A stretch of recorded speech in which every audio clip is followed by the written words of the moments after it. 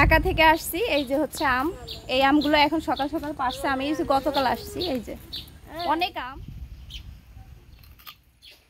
এই আম যে পারছে সে হচ্ছে এই যে আমার বাবা। ও হচ্ছে আসসালামু আলাইকুম গাইস, আশা করি সবাই খুব ভালো আছেন। গ্রামের বাড়িতে আসছি, একদম মেঘলা আকাশ। সকালে একটু মেঘ মেঘ হয়েছে, বৃষ্টি এখনো হচ্ছে না। তো আমাদের গাছের আম পাড়তেছে আম্মু। হচ্ছে যে ওই যে গাছের আমগুলো সব পাখিতে আমগুলো খেয়ে ফেলতেছে, এই জন্য। তো আসুন আমরা আম পাড়াগুলো দেখি। যে গাছে আম পাড়তেছে,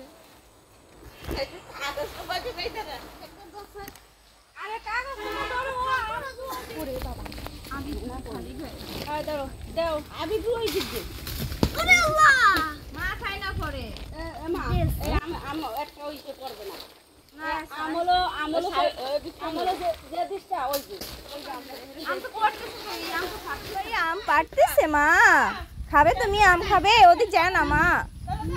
মা ডাল সহ ফেলাইছো?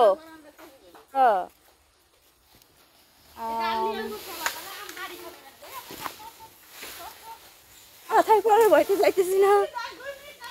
এই গাছের আমগুলো অনেক বড় বড়।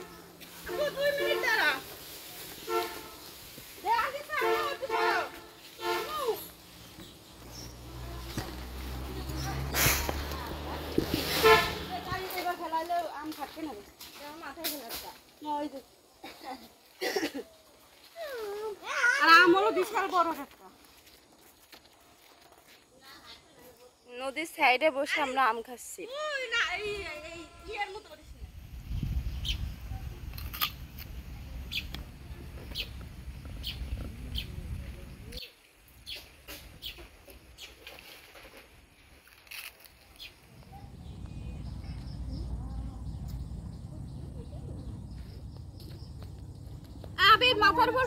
আর এই যে আম ফেটে গেছে, আমগুলা উপর থেকে পাড়া হয়েছে। তো ঢাকা থেকে আসছি। এই যে হচ্ছে আম, এই আমগুলো এখন সকাল সকাল পারছে। আমি গতকাল আসছি। এই যে অনেক আম আরো গাছে আছে, এগুলো আপাতত পারছে। এগুলো আমরা খাবো, তারপরে হচ্ছে একটু আচার দিব আর কি। আম পারছে যে এই যে আমার বাবা, ও হচ্ছে আম পারছে গাছ থেকে। অনেকগুলো আম পারছে, না কষ্ট হয়ে গেছে। লজ্জা পায়। এই যে কাশির আম পারছে, আর এই যে আমগুলো সব কাশি পারছে। গাছ থেকে সব আমি পাড়া হয়েছে, কারণ আমাদের এই গাছের আম প্রচণ্ড মিষ্টি আর নরম। যখন উপর থেকে পরে সব ফেটে যায়। আর এই আমগুলো হচ্ছে মিষ্টি আলুর মতো খেতে, এজন্য সবাই চায় এই আমগুলো খেতে। এই জন্য আম্মু সবার জন্য রেখে দেয়। আর আমি যেহেতু বাড়ি আসছি, এই জন্য এই আমগুলো আমার জন্যই রাখা হয়েছিল। অনেক চেষ্টা করছে যাতে গাছ থেকে আমগুলো পড়ার সময় না ফেটে যায়, তারপরে কি আর করার, অনেক আমি ফেটে গেছে। ওই আমগুলো দিয়ে আমরা আম সত্য বানাবো। এই আমগুলো যে এত মিষ্টি, আপনি মিষ্টি আলুর মতো কামড়িয়ে খেতে পারবেন, এত মজা। আব্বু এখন যাবে তার বোনের বাড়ি আম দিতে। তো যে বোনটা সবচেয়ে কাছে থাকে তাকেই দিবে, আর সবাই তো একটু দূরে থাকে, ওদেরকে দেওয়া সম্ভব না। তো এইখানে 2 ধরনের আম দিয়েছে। আর হচ্ছে যে এই তো আমার আজকে ব্লগ এই পর্যন্ত। সবাই আমার জন্য দোয়া করবেন। আমার ভিডিওগুলো ভালো লাগলে লাইক, কমেন্ট, শেয়ার, একটা সাবস্ক্রাইব।